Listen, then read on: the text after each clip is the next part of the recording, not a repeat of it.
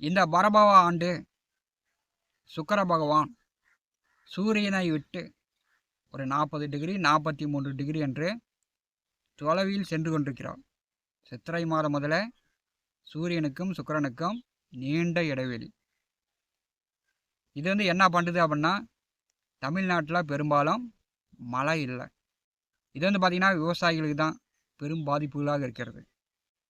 மேற்கே சூரியன் அஸ்தமனத்துக்கு பிறகு பார்த்தீங்கன்னாவே தெரியும், சூரியன் அஸ்தமனமாகி சுக்கிரன் எங்கே எவ்வளோ உயரத்தில் இருக்கிறார் என்று நீங்கள் கண்கூடாக பார்த்து தெரிந்து கொள்ளலாம். சூரியன் சுக்கிரனுடைய இடைவெளி இதுதான் பெரும்பாலும் தமிழ்நாட்டுக்கு மழை இல்லாததற்கு காரணம். கடந்த 2-3 ஆண்டு காலமாகவே குரு சுக்கிரன் சந்திர பகவானுடைய நோய் தாக்கங்களால் மக்கள் அதிகமாக மரணம் அடைகிறார்கள். இது எதனால் அப்படின்னா, மீனராசியில் பாவக்கோள்கள் நின்று கன்னிராசியை இயக்குகிறது. மீனராசியில் பாவகிரகங்கள் நின்று கன்னிராசியை இயக்கினால் இந்த மாதிரியான தொந்தரவுகள் வரும். ஏன்னா காலபுருஷனுக்கு 6ஆம் இடம் கன்னி. கன்னி 6ஆம் இடமாக இருக்கும்போது உடலில் வயிறு பகுதி தான் 6ஆம் இடம். காலபுருஷனுக்கு 6ஆம் இடத்தை பாவக்கோள்கள் பார்த்தா என்ன ஆகும் அப்படின்னா, சிறுநீரகம், கிட்னி இது பழுதாகி இப்போ கடந்த 2-3 ஆண்டுகாலமாக திடீர்னு ஏகப்பட்ட பேர் மரணம் அடைந்து விட்டார்கள். டயாலிசிஸ் பண்ணி கொண்டிருப்பவர்கள் ஏகப்பட்ட பேர். குரு சுக்கிரன் சந்திரன், சந்திர பகவான் அப்படின்னாலே உப்பு, குரு சுக்கிரன் அப்படின்னா இரத்தத்தில் ப்ரெஷர், சுக்கிரன் சர்க்கரை. இதெல்லாம் அதிகமாகும்போது தான் சிறுநீரகம், கிட்னி பாதிப்பாகிறது. இது கடந்த 2-3 ஆண்டு காலமாக எல்லோருடைய குடும்பத்திலும் எல்லோருமே பார்த்து கொண்டிருக்கக்கூடிய ஒன்று தான். இப்போ கன்னிராசியை சனியும் செவ்வாயும் பார்வை செய்கிறார்கள். மேசராசி அஸ்வினி நட்சத்திரத்தை சனி பகவான் கடக்கும் வரை பெரும்பாலும் இந்த மாதிரியான பிரச்சனைகள் மக்களுக்கு வயிறு சார்ந்த பிரச்சனைகள் கூடுதலாக வரும். சனியும் செவ்வாயும் கன்னிராசியில் நேசமாகக்கூடிய சுக்கிர பகவானை பார்வை செய்யும்போது பார்த்தீங்கன்னா பெண்களுடைய ஆரோக்கியத்திலும் பெண்களுக்கு பாதுகாப்போ ஆண்கள் தான் தர வேண்டும். இப்போ நடப்பு இதுதான். கடந்த கால நடப்பு வயிறு சார்ந்து சிறுநீரகம், கிட்னி சார்ந்து வியாதி அடுத்தடுத்த மரணங்களை பெரும்பாலும் பார்த்திருக்கிறோம்.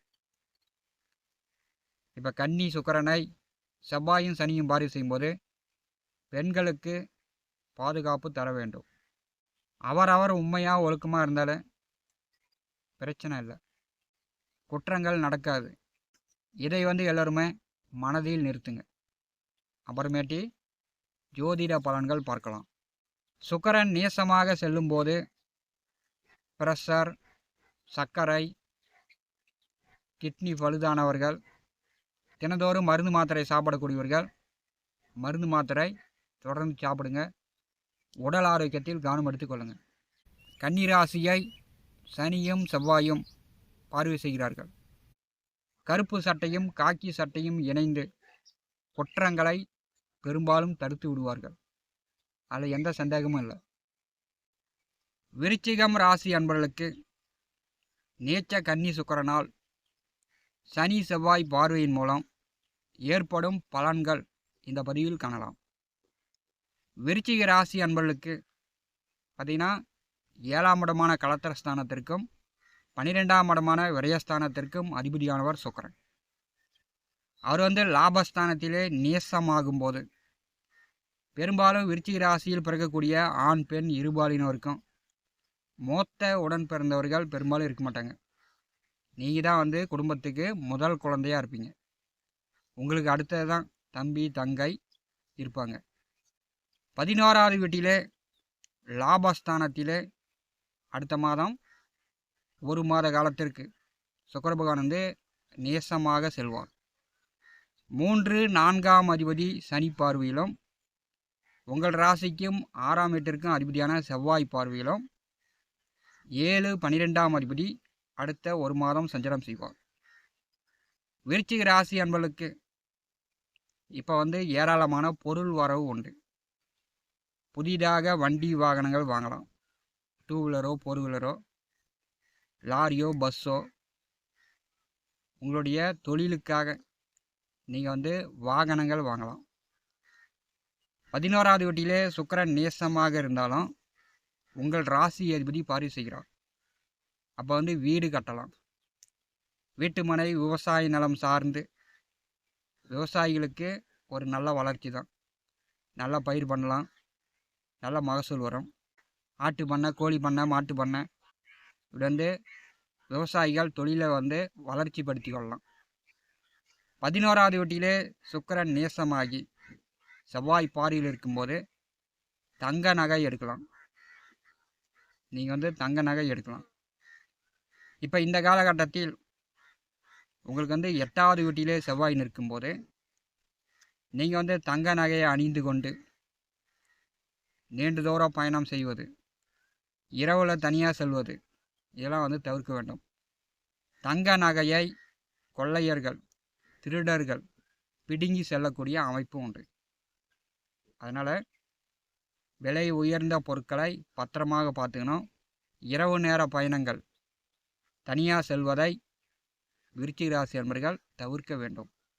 கோச்சாரத்தில் 11ஆவது வீட்டிலே சுக்கிரன் நேசமாகி சனி பகவான் பார்வையில் இருக்கும்போது